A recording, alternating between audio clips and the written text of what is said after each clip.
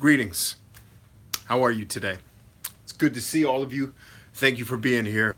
I won't take up too much of your time to talk about success. There's one major thing I believe in all of our lives, mine included, that keeps us from success. And I talk a lot about mindset. I talk a lot about self-awareness from Sun Tzu. I believe self-awareness is the foundation of all success. But I think while I've been helping you develop self-awareness, while I've been helping you on the journey of discovering your destiny, or at least I hope that's what I've been helping you do. That's what I set out to do. There's one key factor that I've observed in thousands of people, either just people that I've observed or people that I've actually helped. And I've noticed it most prevalent in my life years back. And it took me a while. It actually took me longer than I wish it had to figure out what I'm getting ready to share with you tonight. About one of the things that, and is this the only thing keeping you from success? Of course not. You know, we come up with these fancy titles to get attention because the internet is full of crap. And in order to get people to watch, we've got to be compelling, right? That's one of the things that I teach in my academy is about how to be more compelling. And part of it is I have to say things that get your attention. So if you were following me on Twitter today, you saw me say something that was very out of character for me. But it was a very profound comment that I 100% agreed with from Gary Vaynerchuk. And I want to talk about something today, and this is you right here. This is all of us, okay? Nothing I'm sharing with you tonight is something that I haven't dealt with either. I never want to come from the perspective of I've got it all figured out. You know, now I'm the prophet that's leading everyone on the journey because I'm perfect. It's not anywhere near the case, but there's some things that I have figured out because I've spent time doing this to help you succeed. And before I share this very important thing with you, and this is not gimmickry, I want to share something else with you that really pissed me off tonight. That I pray that not only will I never be like this, and I won't because it's just not what I believe in, and I don't ever want to be the person that doesn't add value at a very high level and just asks for the audience to give me things. It's one of the reasons why I don't monetize this channel. It's not because I care about the money. I mean, for real, I'd make probably $5 a day monetizing these videos. That's pointless. In fact, I've been advising a lot of the people that I coach not to monetize their YouTube channels because guess what's going to happen, right? Substitution. People are going to find substitutes for you because you keep making them look at commercials they don't want to watch. It's not going to affect you today, but mark my words, it's going to get to a point where platforms like Facebook, who's already figured this out, Amazon, who's already figured this out, Google is behind. And I told you guys that back in 2015 when I read their 2014 financials. This isn't a YouTube discussion. This is actually a discussion about life and something that you specifically are doing that's keeping you from success. And it's something that if I help you figure it out tonight, I think you're going to see immediate, explosive progress in your life. And that's however you define progress. All right. I'm not going to define that for you any more than I would define what success is for another person because I don't think that's right. So, and I see you guys are commenting. I'm not near my laptop, so I'll probably miss a couple of your comments while I'm here just shooting on my phone. So bear with me. I'm not ignoring you, but I want to get through this content, okay? I went to a seminar tonight, and I was very frustrated because the seminar was clearly designed to get sales. Most seminars are. I mean, I've run seminars that are designed to sell people a product at the end. I'm okay with that, okay? What frustrated me was I have been, and I'm not going to name any names or who coached. I think the people who were there were good people. I think they meant well. I never want to be this guy. And I'm so frustrated with the marketing and sales world because that's where I live. And it frustrates me to no end that you see all of these hucksters on the internet. And by the way, they're successful, but I don't like the way that they do it, right? I've bought programs that were complete ass compared to seminars I've sat in completely for free for 8 hours and had somebody coach me on how to do real estate investment, right? how to increase my sales. And by the way, I implemented those things while I was at the seminar and saw an increase in sales. Now, I've also paid for coaching that's been very valuable too. But I've also seen people who get up on stage and they sell you this dream. In fact, if you've ever been to a network marketing meeting, what I went to tonight was very much like that, except this wasn't network marketing. I would have accepted what I saw tonight from network marketing. I would have. Because that's what it's a sham, right? Not the companies, even though some of them are shams and the SEC shuts them down. The people presenting are sham artists. Like, picture yourself living on a beach. Yeah, that's fine. I do want you to picture yourself living on the beach, but nobody in here knows how to tell me how to get to it. So let's be clear. You wouldn't be doing this seminar at the effing Marriott, charging people $5 a head if all of you were living on beaches.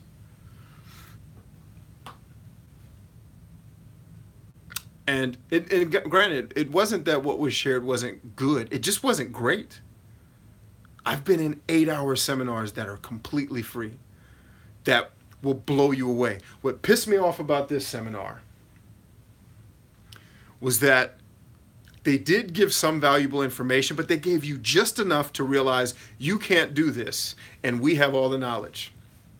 So join our $10,000 program, which I've been happy to sign up for $15,000 programs when the person presenting it is actually giving me something of value, or if I believe that they can get me results. Strangely enough, the people that presented tonight, I believe they could get you results. I was just frustrated with the way this marketing world still exists, with selling a bunch of people in the room who have no idea how to do business, not giving them any value or giving them something they can take home and implement tonight. Give them something. Give them something. Like, you don't have to teach them the whole $2,000 program. I know, or the $5,000, whatever it is, because that takes time. That's a several day program. Like my program, if somebody even watched a video every single day, it would take them the better part of 3 months to get through all of the content. So I get it. But I never want to be the person that leaves you all with, hey, at the end of this video, I'm going to sell you something. And I'm going to tell you a bunch of stuff that sounds cool and show you all these people on the board that I've helped. That's why, honestly, I don't spend a whole lot of time telling you about all the people I've helped. And believe me, there are people right now in business, in life, and even on YouTube who I've helped, and I don't say their names. And I'm not going to say their names. Now, there's some people who I do say their names because I have their permission. And the help that I gave them was in the public eye, and it's but some people I've helped and it's just been behind the scenes, and they've blessed me, I bless them, we walk away. Because I'm not going to sit here and name drop so that I can sell you a $1,000 program. I'm okay with people selling programs. It's not my issue. I'm pissed off when you sell somebody a program and you're literally in the conference telling you got to go steal, beg, and borrow to get into this program. Okay, I will. But what are you going to give me that I can take home tonight and implement? Nothing. Just a bunch of halfway knowledge, frankly, that I could have looked up on the internet, that doesn't actually show me how to do it. I would prefer it if you'd have just sent me an email, not wasted 2 hours of my time.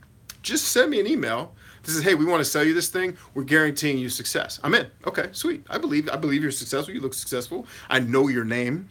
I knew who these people were. I'd heard of them before. And like I said, it wasn't that what they didn't add value. There was a lot of good stuff there. I was just pissed that they didn't give people something you can take away and implement tonight. This is why in my programs, I am a stickler for not just teaching philosophy, but teaching process. Okay, and I'm not a process guy, by the way. I don't like do step 1 through 19. But you have to be able to respect a process if you want to succeed. And people like in my personal coaching program will tell you, we talk about the philosophy, like the big idea, but then I walk you through step by step how I've done it, how other successful people have done it, et cetera, et cetera. And so I get frustrated when people just want to corral you into a room so they can sell you their whatever product, and then they don't. Like, I pray I have never sold anything, and if I have, you can call me on it and I'll apologize and we'll get it right, because I believe in taking ownership for the stuff that I've messed up. I pray I've never gotten online and sold something, because I sell stuff on my YouTube channel. I'm okay. By the way, I'm not pissed because these people sold something. In fact, I thought they should have charged more for it. We told the guy that. I was like, this probably should cost more than it does. But when I talked to the people in the room, when I was engaging and befriending, I'm like, so what'd you take away tonight? They're like, I mean, I've heard this all before. That bothered me. I don't ever want you to walk away from something I said, I've heard all this before. I want to give you something that you can take away and implement. And so that's what we're going to do tonight. That's why I tell you the story. I never want to sell anything without giving you something that you can take away. And I sure as hell don't want to do a seminar. Like, I do seminars every single week where I sell nothing. Nothing. I do private seminars for my local business owners, and then I do an in-person seminar every 2 weeks with local businesses. And I don't ask for a dime. I don't ask them for anything. I just do the work to help them. You know why? Because when they start winning, they're going to realize, that dude helped me win. He's probably someone I want to have on my team. And in the long term, it will lead to me making money. Make no mistake, I'm not in it just because I'm an amazing, Jesus guy. Like, no, I want to get something out of it, but I believe if I give enough, eventually it just has to come back. And I don't have to ask. In fact, someone that came to one of my meetings after a couple times, he was like, hold up, man, you've been doing this I've been at a bunch of these meetings. You've never asked us for anything. What can I do for you? I said, glad you asked, my brother. There is something you can do for me. So I want you to picture yourself right here. This is actually an excerpt. This part of it is an excerpt from something that I teach in my marketing course. Okay, so I'm going to give you a piece of my marketing course completely for free tonight. By the way, something you can actually go implement. I'm going to help you make a decision tonight that's hopefully going to get you to some level of higher success than where you are today. And you don't have to pay a dime, and you don't have to be badgered at the end of this call to join something or buy something. Okay? I'm really trying to do away with that in this marketing world. It's going to die eventually because it's not going to work. Like, people are just going to get hip and be like, dude, I don't need you. Right? Especially when machine learning is teaching us all the stuff we want to learn anyway. So I want you to picture yourself here in your bubble. And in my marketing course, one of the things I teach about why people have trouble, for example, getting views on YouTube. Let's just use that because this is on YouTube. It makes sense. It's good in context. And what my people who are making content don't realize, and let's say these are my content creators over here, right? What they don't realize is that every person they're trying to reach is in a bubble like this. But here's the part we miss. We live in bubbles too, okay? And what most people try to do in sales, in YouTube, and entertainment, when it's not a part of like a show, because TV figured out how to do this a long time ago, and YouTubers are amateurs most of the time who figure it out as they go, right? What happens is I try to scream at you to say, hey, come look at me in my bubble. Come see what I'm doing, and nobody cares about you, and nobody's coming to watch because I get the messages from people all over YouTube. I got 4 views. I've been doing this for 3 weeks and nobody's watching. And it's hilarious when they tell me they've been doing it for like a month and nobody's watching their videos. I'm like, that's how everybody gets started. No one likes you. Like, I'll take it a step further. It's not even that nobody cares about you. Nobody likes you. Like, I don't mean they dislike you. I mean, who's going to watch somebody they don't like? It's even worse than that. They don't know you because you're too busy trying to get people out of their bubble into yours. And what you've got to do is get your little happy self out of your bubble and get into theirs. Okay? And so what I want you to do here, let's come back and focus on you. You live in this bubble, right? This is you in your world. And you want success. Right? This is the ultimate goal. Here's where the problem is, and this is the main takeaway for tonight. The way you are trying to go about success, if you're constantly challenged to achieve it, is because you are trying to get after it in 2 opposing ways. This is what if you can see these lines on the board, I don't know if there's a glare or not, because I can barely see my screen, because I have the dimness on so that my battery doesn't die. I don't have a charger down here. But there's 2 different ways you can go about success, okay? What do you guys think they are? You can put some comments in the comment section. What do you think if I said there's 2 ways to go about being successful, give me some ideas of what you think they are.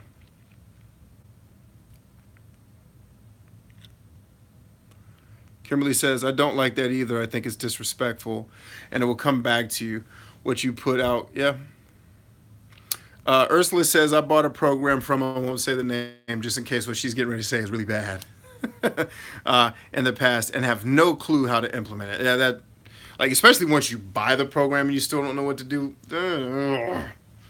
Like, and I've bought programs, like I have bought famous people's programs that don't tell you half of what my program tells you. Now, why are they famous? Because they're better at marketing. Well, it's not that they're better at marketing necessarily. In some cases they are, but in some cases because they have more money than me to throw at it. Like, you can throw money at a decent product with decent marketing. And if you have millions of dollars to throw at it, you can get better results than someone who's awesome. All right, let's see. What are people saying? Make great content, says A3 person. Tyler says he's lying. Please repeat question 2, examples of success you said. Okay, so what I'm going to work you through tonight is there are 2 very simple ways you can go about getting what you call success, right? Or there's 2 ways, let me rephrase that. There's 2, what's the right word? There's 2 destinations that equal success. And by the way, they are mortal enemies. You're going to see here in a second, right? There's 2 different places you can live where both could be considered successful, right? 2 states that you could live in, right? That could be considered successful. And I know this question is very vague, so I'm not expecting you to get the answer right, but I just want to get your brain and your juices flowing, okay? So there's 2 states. There's 2 outcomes that you can get to be considered successful. All right, the first one.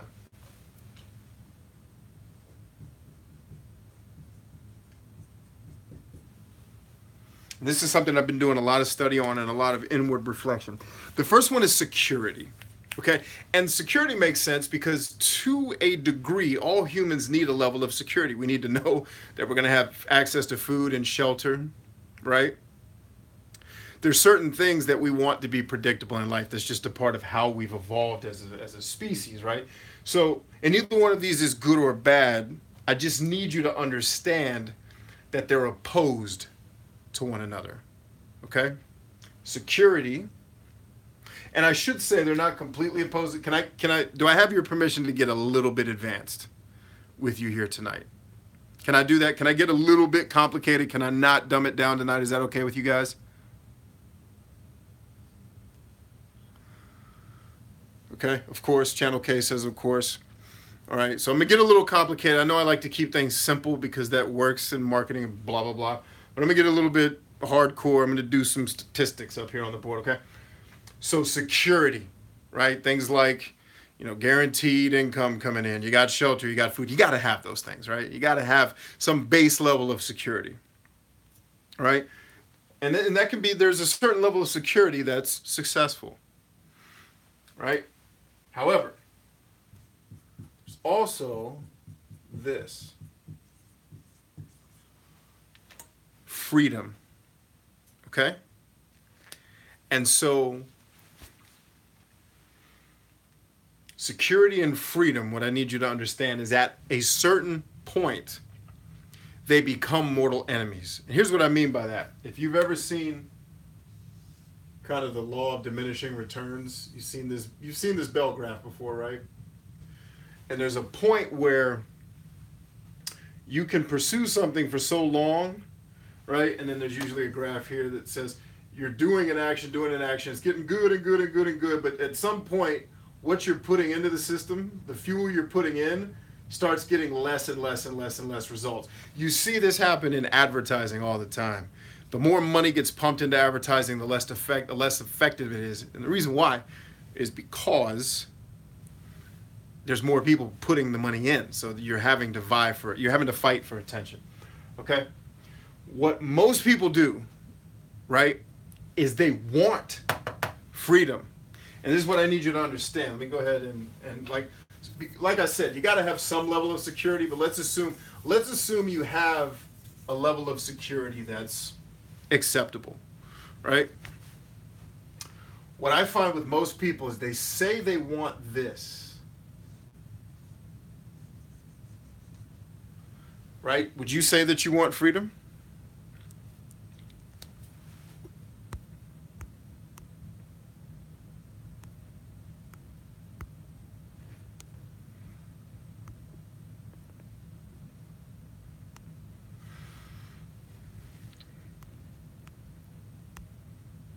All right, hold on. Let's figure out how to do this.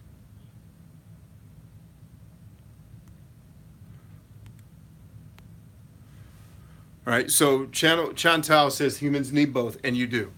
You absolutely do. In fact, if you look at your base level needs, you do need both. But there's a problem with that, right? Most people say they want this. Most people agree that they need a little bit of this, right?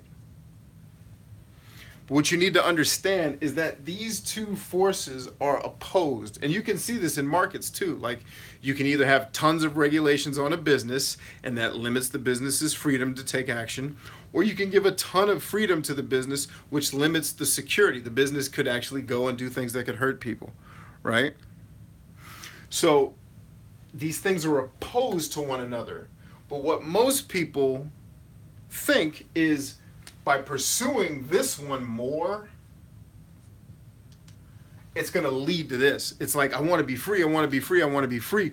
But you pursue only security because of fear, because of whatever. And I watched this play out.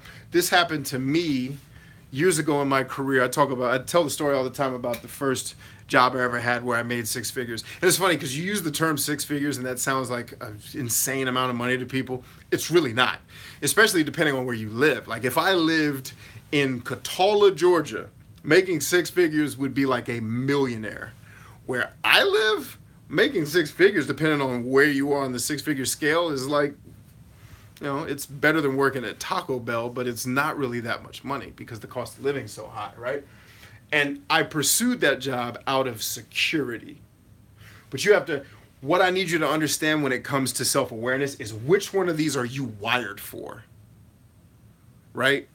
Which one speaks to you? Do you want to be more secure or more free? Now, hear me. We need a little bit of both. You need a little bit of both. But I'm not talking about what you need. I'm talking about what you want. I'm talking about what you want in life. Do you want freedom, or do you want security more? Which one are you wired for? You can even write in the comment. You're either wired for freedom or you're wired for more security. Which one do you think you are?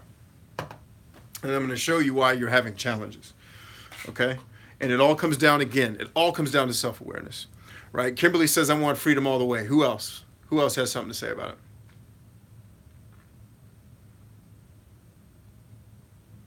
Caddy George says freedom. Excellent.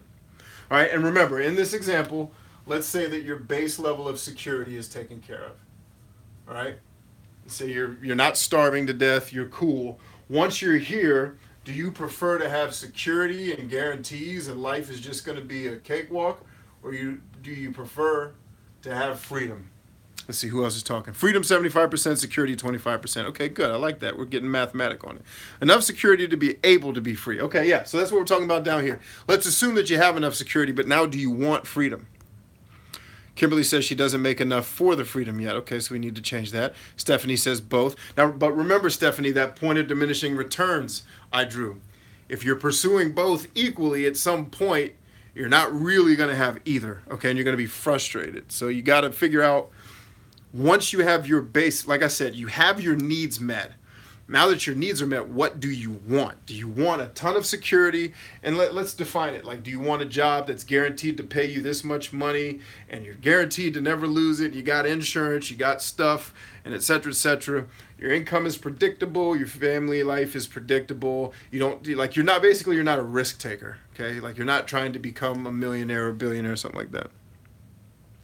Ursula says you can use freedom to create security. That's true to a degree. But there's a problem in that, and that's what I'm going to share with you. So Ursula says freedom, Stephanie says freedom. Okay, so I like Anna's answer with the 75-25, okay? So let's say Anna is 75% freedom, and she's 25% security, right? That's cool. The numbers make things easier to understand, at least for me, right? So let's say Anna pursues security first, and she gets to her 25%, and now she wants freedom. The problem that I've watched so many people do is Anna says she wants 75% freedom, but the decisions she makes resemble security, right? Like the story I tell you with my first six-figure job. The reason why I tell you that is I'm trying to help you understand what a bad decision looks like. I am wired all day, every day for if nobody's starving and dying, freedom. Like I might be 199. That's just how I'm wired. I'm not saying that's right or that's good or if someone else is something different, it's better, right? I am all here. Even if you look at if I have any political views, I'm all up in the let's get the government to stop like governments are regulating how much freaking toilet water we have. Like, are you effing kidding me? But some people they need to regulate it because we're running out of water. Oh, like I'm not saying I'm right, they're wrong. I'm just saying that's the way I see the world. Like, let me determine how much toilet water is going to work at my house. And I'm not even joking. Like that's regulated. Okay? But some people are wired for security. Some people are the reverse of Anna, and that's okay. I know people in my life, they need rules, they need structure, they need to be told exactly what to do. And the reason why is because that security to them is like freedom. It gives them rules where they can feel comfortable and safe, right? Guys that do the work I used to do in my line of work ain't really thinking too much about safety, okay? They're thinking about freedom. But the problem is, what I see a lot of Annas do, and you can reverse this either way, what I see a lot of Annas do, I don't see too many people do this the opposite way, but what I see a lot of Annas do is they say they want 75% freedom, but the decisions they make are all in the security column. Right? They do like I did. They take that six-figure job because it's guaranteed money. The benefits are good. The hours are not that bad. You know, you can basically make your own schedule, blah, blah, blah, blah, blah, blah, blah. But then you get there and you realize that the job is just a nightmare, right? From some of the people to the actual work you're doing, right? Like I walked into that job compared to my contemporaries, like I walked into that job trying to think of how old I was, because I had I had the experience of a 40-something in my 20s. Okay, I did, because of my experience with the military and the things that I did. I was given responsibilities as a 23-year-old that I've seen 50 and 60-year-olds never have in their life. And that doesn't make me better. What I'm saying is I walked into the place ready to kick ass, and they had me printing out freaking finance sheets and making coffee. And that's cool. I'm not above it. I'm not arrogant. If they want me to make coffee, cool, I'll make coffee. But I'm not going to be happy there. I'm not wired for that. But some people are like, I'll make the coffee. Guaranteed money? Then woo, I'm in. And so you have to know if that's you. But what I see so many people do is I'm 75% freedom. I'm all in the freedom column, but all the decisions they're making are take this safe job. Dude, it's guaranteed money. The hours aren't bad, dude. Yeah, but you're going to be miserable because your career is not going somewhere that you believe in. Okay? And that's what I want to help you avoid is if you say you want freedom, you have to understand that security is freedom's mortal enemy. You cannot have equal amounts of both. It's just not going to work. You're not going to have 100% freedom and 100% safety. You're just like, you are free to jump off a cliff right now. Don't do it. Because if you do, you're going to realize real quick that all your security just went out the window. 100% freedom, 0% security. Okay? So you have to know what you're wired for. And too many people I watch don't understand that these are opposing forces, and you're either trying to pursue both and getting nowhere, or you think you're pursuing freedom, but all your actions map to security, and you wonder why am I not making progress? Well, do you have mentors? Are you taking risks? Like that idea you had for a business, did you try it? Well, no, because I was waiting for the right time. Okay, so the right time was 20 years ago. The next best time is now. What's the dream? What's the idea that you're so afraid to fail at? Like Mark Cuban is one of the best quotes I've ever heard when it comes to failure. He says, if you have a business you want to start it. And if it fails, cool, because at least you got to do something fun for a little while. Make sense? So what I need you all to understand is, if for anybody just tuning in, this whole diagram can get a little bit confusing, so let's take a little bit of it out. If you're telling me you want freedom, you can't be putting all of your eggs in the safety and security basket. What freedom, what is a must for freedom is risk. And too many people I see are violently risk averse. You see a lot of this, for example, in the government. The whole government system is based on risk aversion, right? So if you want freedom, you're going to have to take risks. And one of the things that pissed me off about tonight's meeting is they were asking people to take some big risks, big financial risks. And to people in the room, it was not a risk at all. They make that, the amount of money they were charging for that program is probably what they make in about an hour. A couple $1,000, that's what they're making an hour. No big deal, right? For some of the people in the room, that is a big deal. I guarantee you some people in that room tonight coughed up some savings to get into that program, and I wish them all the best. And I do believe that because I know the person that's behind all the programs and his character, and I think that success will, at the end of the day, it's okay that they did it the way they did it, because at the end of the day, I believe they're going to deliver results. Let me say that. I believe these people will deliver results, because they even guarantee, like, if it doesn't work, we'll give you, in one case, they were like, we'll give you 3 times your money back for your trouble. I'm like, dude, I'd buy that. If this was something I was interested in, I'd buy this every day. All right, but I'm in other programs that are already doing for me what these people were selling. My frustration was they bring people in and that don't have any prior knowledge, and they put all this stuff on the board that looks amazing, and they say, yeah, but to even get started, you got to give us a couple $1,000 and come hang out with us. When the filling in the blanks part of the things that they left out is stuff that you can Google. And I hear marketers all the time, well, they're paying me because I was willing to look it up. And I'm like, dude, go jump off a cliff. And there's some people that believe that. I just don't. I'm not saying they're right and I'm wrong, or I'm right and they're wrong. It's honestly, it's the way I think about it. So what's keeping you stuck, and if you notice here, I drew the arrows going the opposite way, is you're being pulled. And by the way, that's why I'm wearing a coat and a shirt. I hate dressing like this, by the way. It's not my thing. Because I was in a place with some heavy hitters, and I wanted to at least look like I own clothing. I didn't want to go in my Nike t-shirt and my gym clothes, right? So that's why I'm a little gussied up tonight. Definitely not my style, but sometimes you gotta, the old adage that Moses changed his clothes when he went to see the Pharaoh. So if you want freedom, you got to be willing to take risk, and this is the whole point. If you want freedom, you've got to be willing to give up some of your security. If you want freedom, if you want to make money in the stock market, for example, you've got to put money into the stock market. Putting money into the stock market requires risk. And the reason why I bring this topic up is because I know a lot of you that follow me.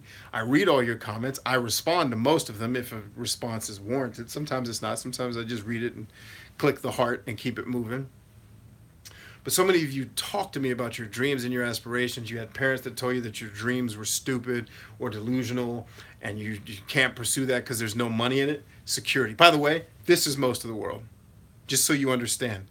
Right? Entrepreneurs, business owners, people that do what I do, we live over here. Soldiers, police officers, first responders, EMS, fire and rescue, they live here, right?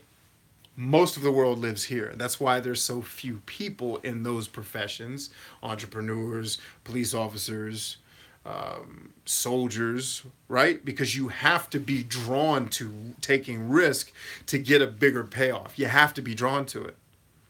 If you're not drawn to it, you can't live in this space. If all you want is security, and I live with people in this space, not in my house because I'm training my kids to live here, right? Because I just think here the payoffs are bigger. I think you can be okay here, and you can be moderately happy if being moderately happy is okay for you.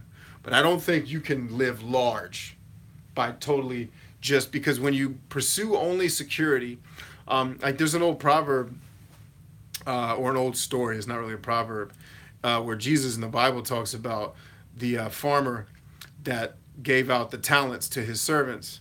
and it went away. And then when he came back, the servants all went to the farmer and said, "Hey, you gave me $100,000, I made $1 million." The other dude's like, "Yeah, you gave me $100,000, I made $2 billion." And the other dude's like, "Here's your $100,000 back."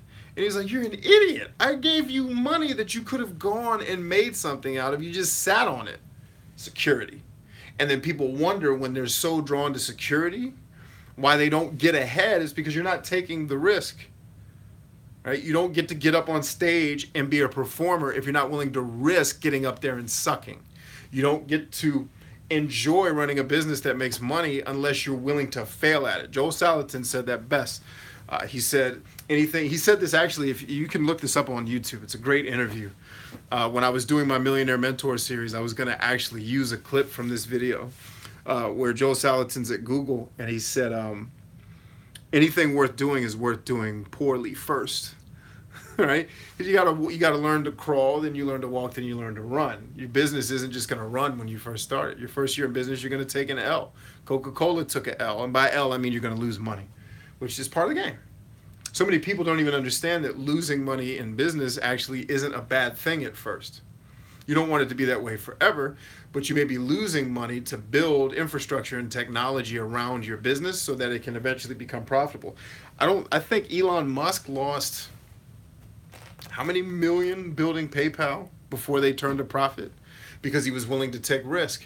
So there's no mystery why he owns Tesla and SpaceX and Solar City. There's no mystery that he owns those things because he takes crazy risks. He wants freedom. But if you want freedom and all you're willing to do, like I hear people all the time who tell me they're not hiring mentors, they're not hiring coaches, they're not going out to networking because I'm not very social. You have to take the risk. I get that you have social anxiety, and I respect it. I have people very close to me that deal with it violently, but they still figure out a way to get through it because the payoff of them going to do things is so much greater than the fear they have to go through. And you have to get to that point where you're willing to jump out of the plane and trust that your parachute's going to open. Most people aren't. They live here. But then when they live here, this is what happens. They live frustrated, right? Because they want this, but they are not willing to take the risk necessary to get there. And that, my friends, is one of the major things that's holding you back. Now, if you're a security person, I know I'm focusing like the freedom people are the good people and the security and safety people are the bad people. I'm not. If you are content over here, if you are content in security, keep doing it. Because if you're happy, there's nothing else to talk about. You're good. You are good. I have family members who live here, and they are cool, and they like it. And I respect it, and I don't try to push them to do what I do because it's not what they want to do. And it's cool. They're cool here. I can't. Like, this would kill me if I had to live here forever. Right? I got to be here. So if this is where you want to be, you can't keep making decisions that are all based on security. Sometimes you got to take smart risks, right? You don't want to take risks that are going to cause you a catastrophic loss and ruin you. But you got to be willing to take some risk, and you have to be willing to take some of the L's, the losses that come along with that risk. Remember, they're not losses, they're lessons. Like the thing I went to tonight taught me a lesson. Never go to another one of those. Because matter of fact, I didn't even go there to get training. I went there to meet people from my community, business owners that I could help. But the way that the event was structured, we didn't even have time to socialize with our brothers and sisters in the room. I got to talk to a couple people, right? And I'm going to get to help a couple of them. Hopefully, I'll help them grow their businesses. Just because I want to. I don't necessarily get anything out of the deal other than the joy that a person's family gets to do better because I help them make more money. But I learned, okay, don't go to another one of these. that was easy, right? Because they do them all the time around here. Like I said, I'm not going to name names or start calling people out because I think they're good people. I think they're smart people. Some of the information was valuable, but some of it was like, oh, no, I didn't need to spend 3 hours to learn something I could have looked up on Google.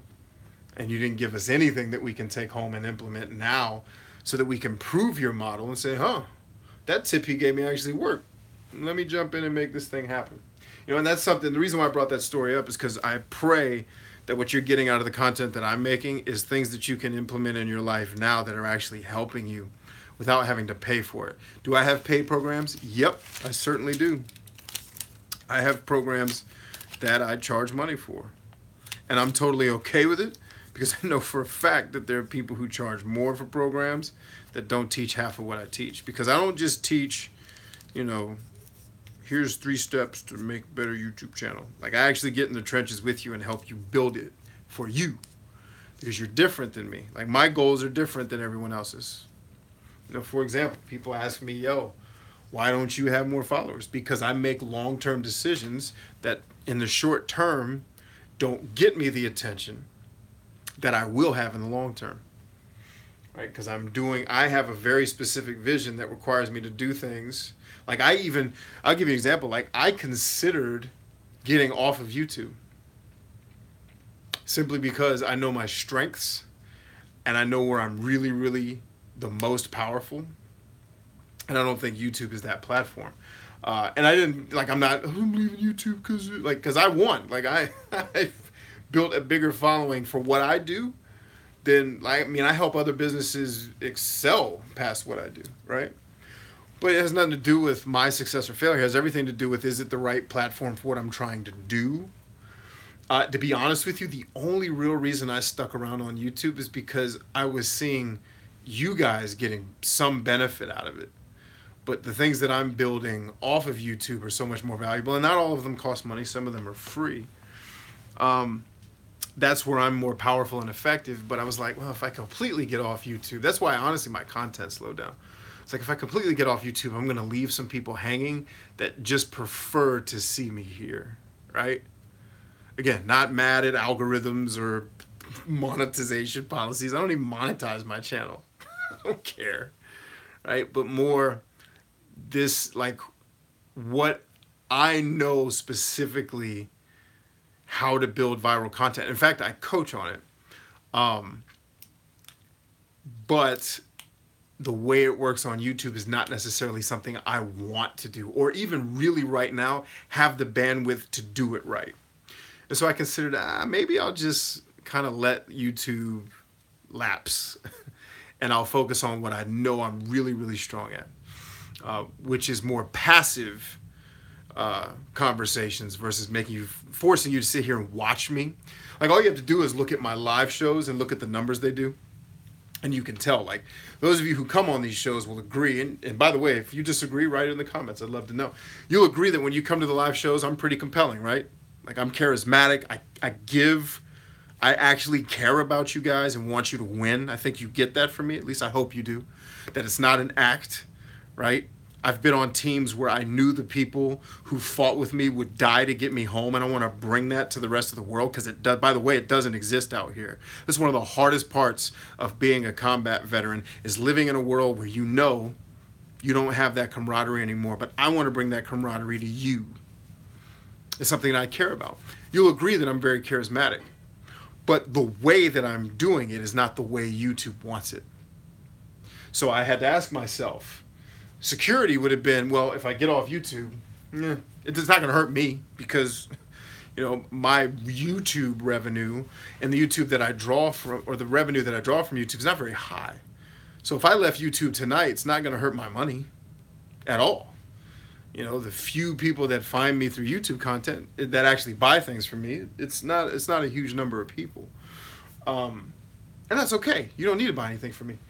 But Freedom was like, but there's people getting something good out of this. And I love helping people. And I feel like if I walk completely away from YouTube, because one of the experiments I tried was to get a lot of you to follow me on Facebook, and a lot of you just didn't do it. And I know some of you are younger, so you don't use Facebook. Believe me, I know. You 20-somethings probably don't use Facebook. And if you have an account, you never use it. You're like, I don't want to go on Facebook. That's where the old people hang out, right? And so I was like, but they won't jump on the Facebook engine, then, maybe I'll stick around. But it really, for me, thinking about stopping was about, if I stop doing YouTube, it'll free up so much of my time to help you guys in much more powerful ways, because now I'll have more time where I'm not doing, like, I do live shows on Facebook too every week. Um, it would free me up to, for example, focus on my podcast, which is where I think voice, at least in the short term, is where I'm going to be struck. Voice and Facebook, I believe, and I'll share some of my strategy I use in my business and just in helping people. Voice and Facebook is where I make a killing, period. Like, I just know that it's much easier to listen to me than it is to watch me, because I don't do anything particularly entertaining other than my natural personality, right? I'm not dude perfect, and I get their stuff's entertaining. I don't really care about it, because I'm not a big entertainment guy. You know, it's just blah blah blah. But the point is, I thought about making that move simply because it would be in my best interest maybe to back away, and that's my happy medium was between freedom and security. Because for me, getting off YouTube was kind of also freedom, because it's like I don't have to mess with it anymore. I've built a big enough audience that clients that want to work with me, I can show them here's a proven process to get thousands of people to follow me and this many people to pay attention to what I'm doing and how it works for your brand. So I'd have some freedom, but then I felt like I'd be taking some of y'all's freedom away. Because, I mean, you tell me, like, is what I'm doing here helpful to you? Right? So Sister Hipster says, I use Facebook. I found lots of my online friends there. Stephanie says, I don't use Facebook.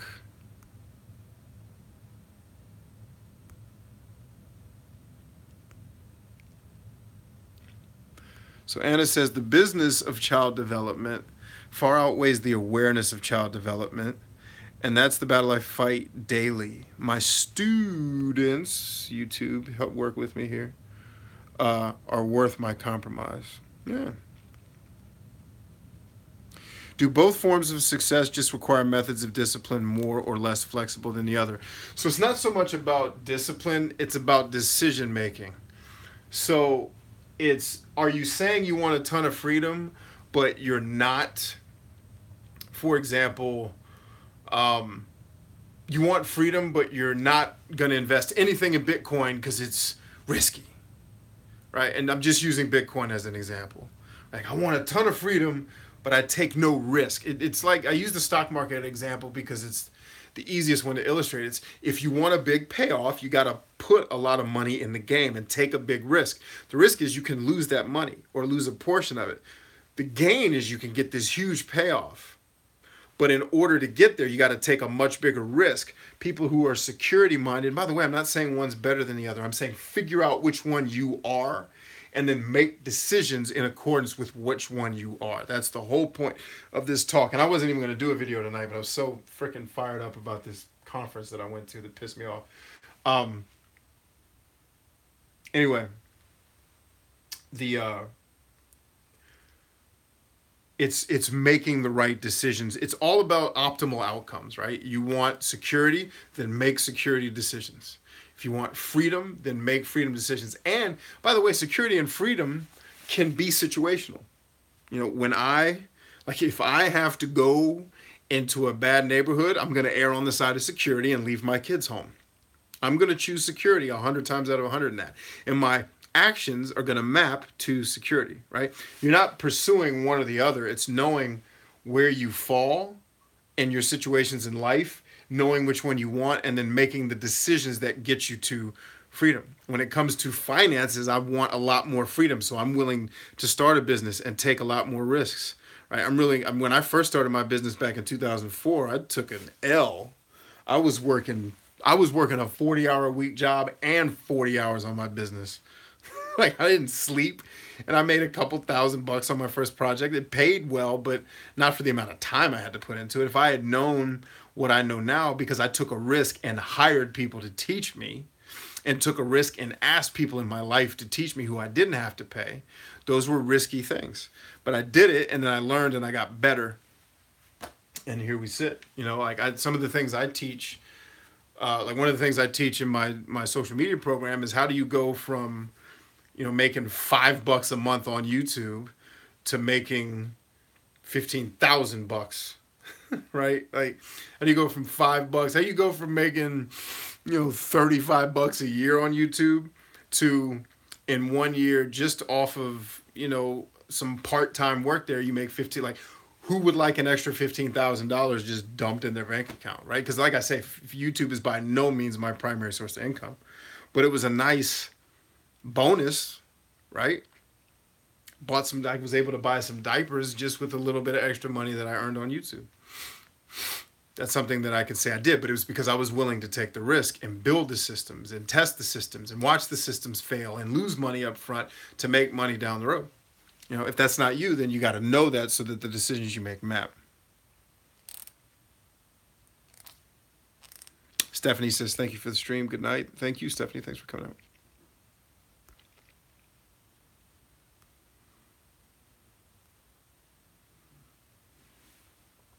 Ranger J says, as just another 20-something, I follow you on Facebook, likely somewhat of an exception to the norm.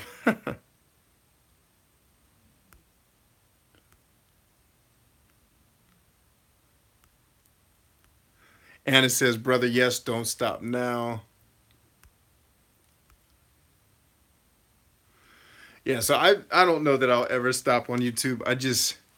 I've been on it long enough to understand what YouTube wants. So basically what it comes down to is YouTube and I are in a bit of disagreement over how I would like to do things in the way that I'm willing to do things versus, I know, like, for example, I did a viral post on Facebook and it's still getting views. It's close to, I think, 900,000 views now. And it only took, I think, 3 months to get to that level. And now it doesn't get as much views now because it has a life cycle and it trickles and it ebbs and it flows. But in 3 months, I was able to get 900,000 views. You know, the video on YouTube that I have that has 2 million views took like 2 years to get to that point. Now, if I were making videos like what I guess quote unquote works on YouTube, I could replicate that process over and over again. But what I want to make and what YouTube wants to promote aren't always in agreement. So it's like I have 2 options or 3 options. I can just acquiesce to the platform and just say, okay, YouTube, I know that you want this type of content from me. And it depends on what your goals are too. Like if my goal was by the end of the year, I need to get 100,000 subscribers, for example, you would see me drop 3 INFP videos a day. And then when that stopped working, I'd move to the next thing that I know works really well. And then so like I would just flood it with content that I know YouTube wants to promote because I get how the system works. And then I would just I could stop making content for a month and the growth would still be going. That's not necessarily what I want to do. I don't think that's what gives value. I don't think that's what gives the most value to the audience, right? I just don't think it does. And so the second option is keep doing what I'm doing, which I believe gives more value to the audience, but because of the way the system works, less of my audience sees it, which is like a dilemma. Like, well, this is way more valuable than me doing what should INFPs eat for dinner, which I did as a joke, which everybody seemed to love.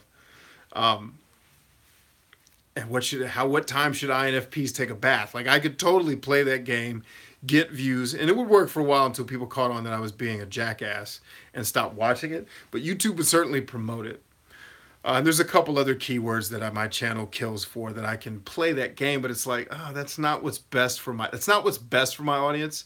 It's what's good for if I want to grow a channel really fast, and then now I can sell my product better because it's like, hey, look at all these followers I got because I game the system.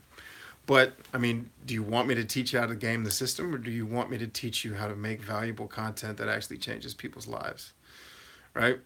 And that's me. Not every channel is like the algorithm isn't like playing favorites. That's not what I'm saying. But what I am doing is a little bit different. Like pigeonholing me the way that I know that YouTube kind of wants me to go, at least for the short term, is just, it doesn't work for what I think is best for you all. So it's kind of an empathetic decision for me, because trust me, I have every incentive to play the game and get more views, get more followers, get more likes and subscribers because it makes me look better. But then it does a disservice to you all because it's not my best content. My best content is not Myers-Briggs content. It's just not. Now, I've been slick and started kind of Trojan horsing really good content under the name of Myers-Briggs just to get the algorithm to pay attention. and that's okay. But it's not necessary. And so I've been kind of toying with that second option is I can keep doing it the way that I'm doing it and accept that my growth. And by the way, my channel grows excellently compared to the average YouTuber. It still does really, really well, so I'm not complaining. Third option was I could just stop all this mess.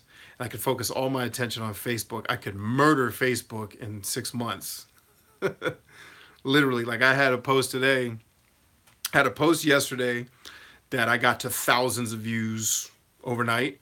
I have a post today. I haven't checked the other post I did today, which is probably, I'm guessing, is over 1,000 in less than 24 hours for a person that only has about 1,400 followers.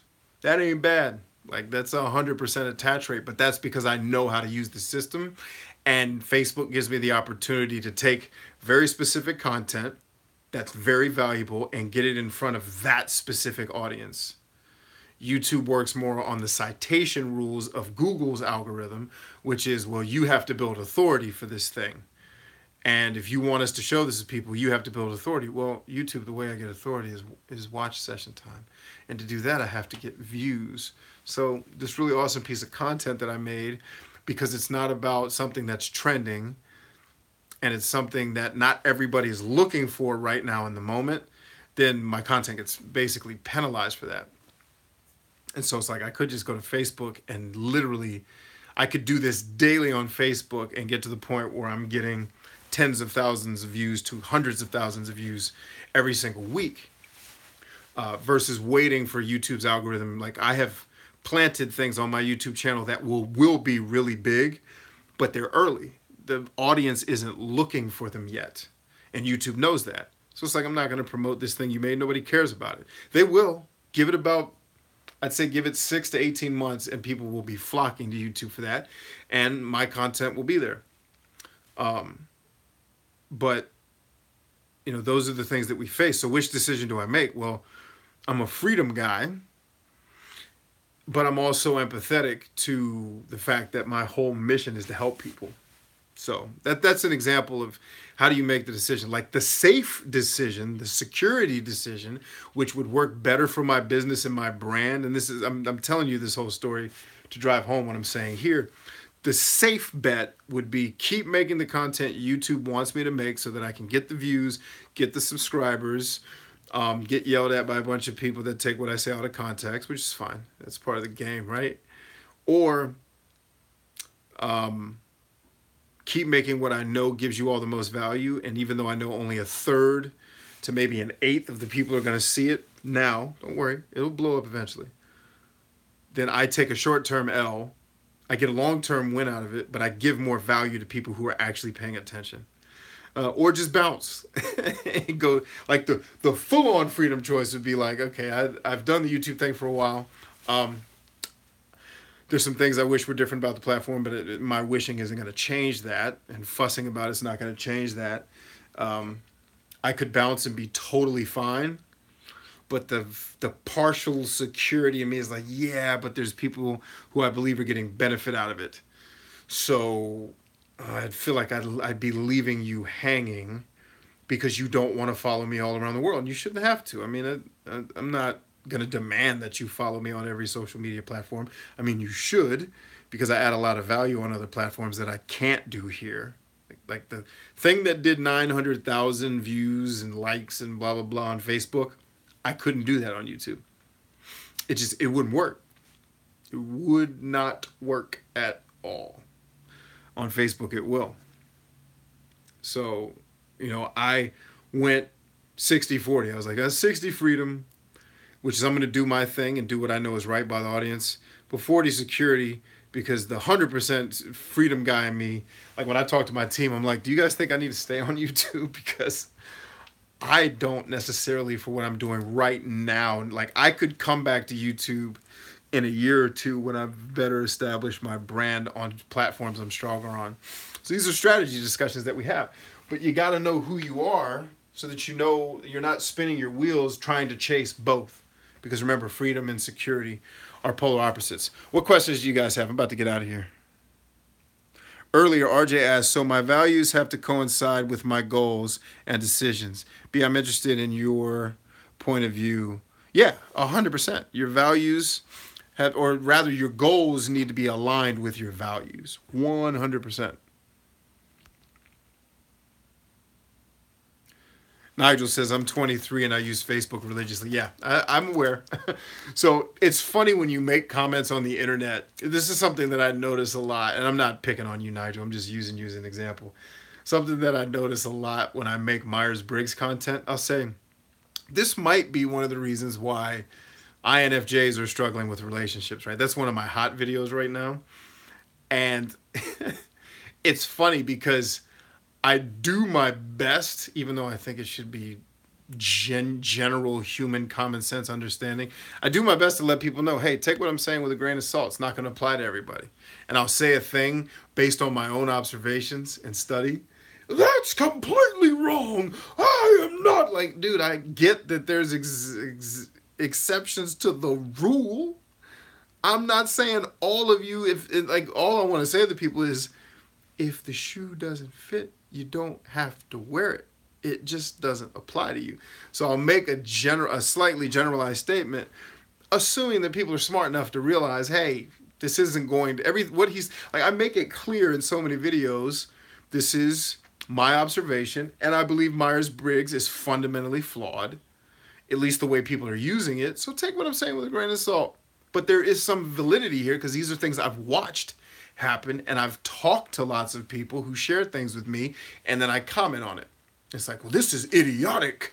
You don't know anything. I'm like, maybe you're right. You might be right. I might be an idiot.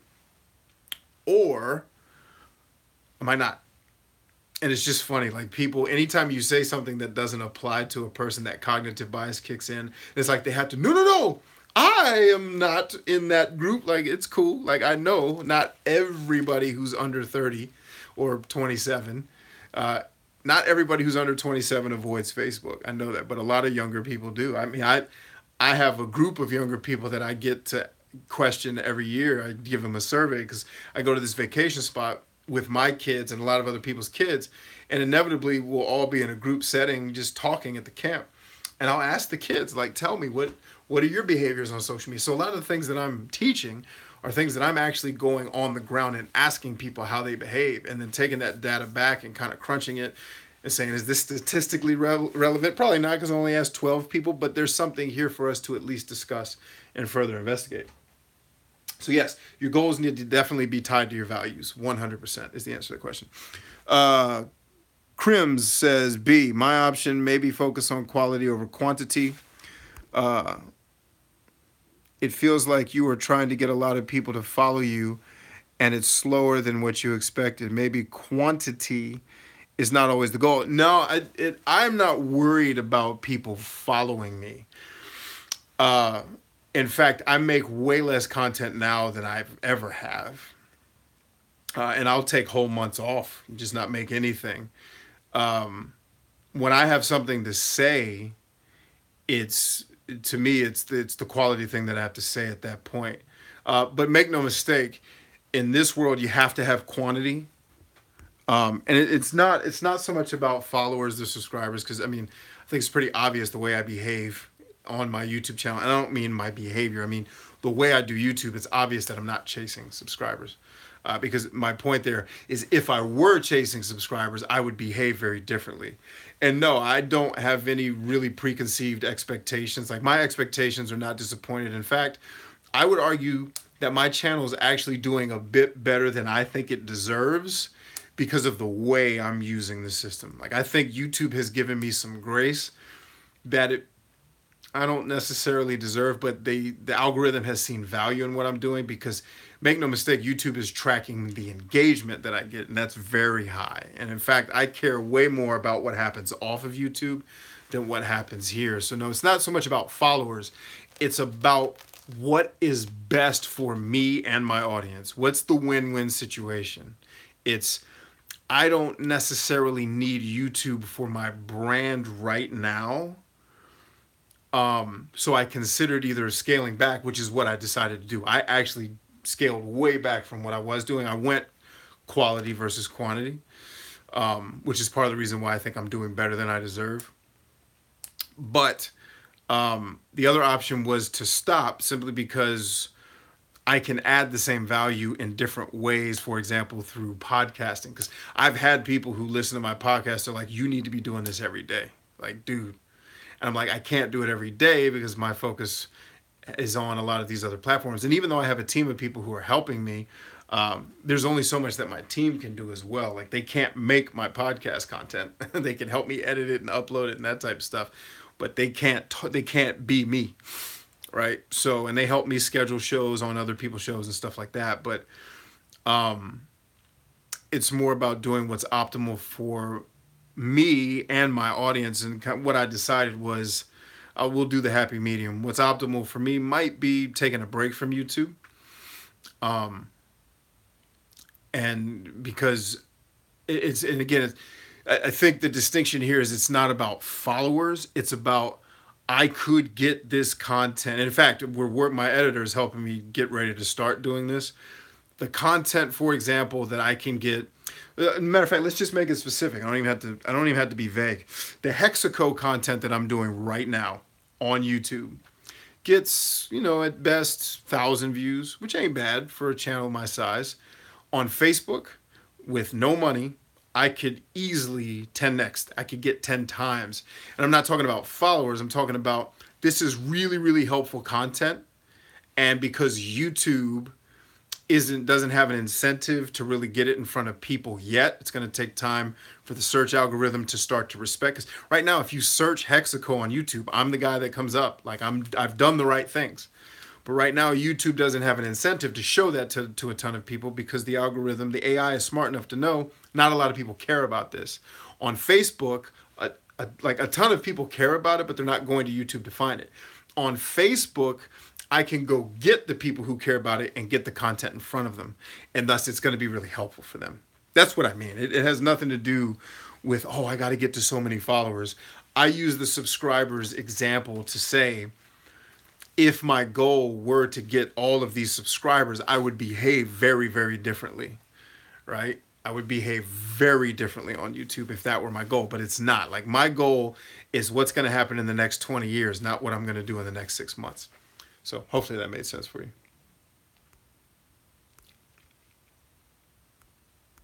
So RJ says, how do you deal with distractions in both areas of pursuing success? And I'm an INFJ too, and believe the 16 personality types is just one interpretation of who we are. Okay. Dealing with distractions. Well, get to the root cause of why are you distracted? Like, let's start there. Instead of tactically trying to remove distractions, figure out why the distractions are effective. Why are you being distracted by the things you're being distracted by? I would start there. And then once you understand why, you can adjust it at the root level and then you can get rid of it. Chantal says, the larger the number of people who hear his ideas, the greater the probability that his ideas will be implemented and the greater number of people's lives will be improved. Yeah. So Chantal said it best. Like, if my goal is to reach 1 billion people, whether they subscribe to me or not, don't care. Just want to reach 1 billion people and change lives. I can do that faster and more efficiently on platforms other than YouTube because the type of content that I want 1 billion people to consume, they are not necessarily seeking it out, right? Think about it. When was the last time you went to the grocery store and got excited about organic vegetables? Now, if you're a health nut like me, maybe all the time. But when you saw the Cheetos, when you saw the Pop-Tarts, you were at least like, man, those look delicious. You did not look at the asparagus and be like, man, that looks delicious, right? So you need the asparagus, right? And when you need it, you're probably going to go get it once a month. You'll eat asparagus, but you're going to be killing Cheetos every night. So YouTube wants Cheetos for the most part, right? And it wants asparagus too, because there's an audience for that. And by YouTube, I don't mean the platform, I mean the people.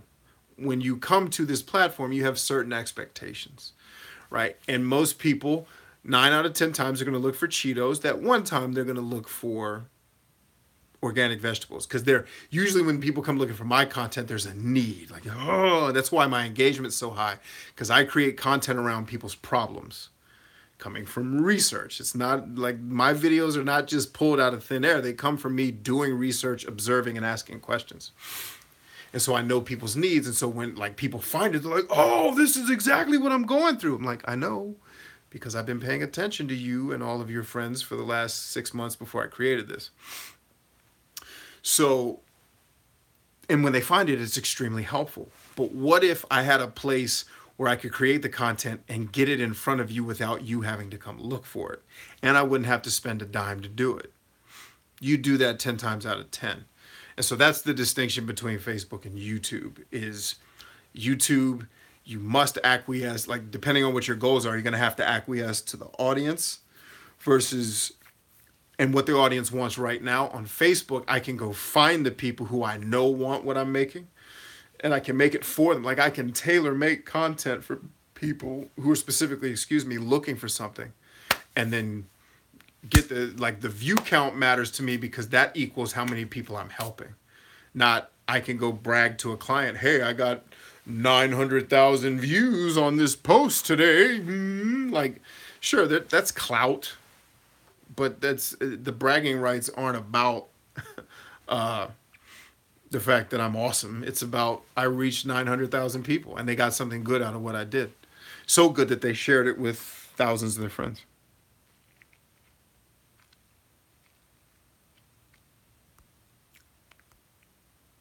So RJ says, keep inspiring and spreading awareness, sir. Keep fighting the good fight. I appreciate it. I'm 17 and I always studious whenever you speak. Yeah, I appreciate that, man. Ursula says, I took notes on jab, jab, jab, right hook about the ages and interests of each platform. Good info. Yeah. And by the way, that book's kind of outdated. So like he talks about Vine in there. Not a thing anymore. So always, yeah, but the information is still valid to a degree in that book. That's why I still recommend it. Okay, so we got.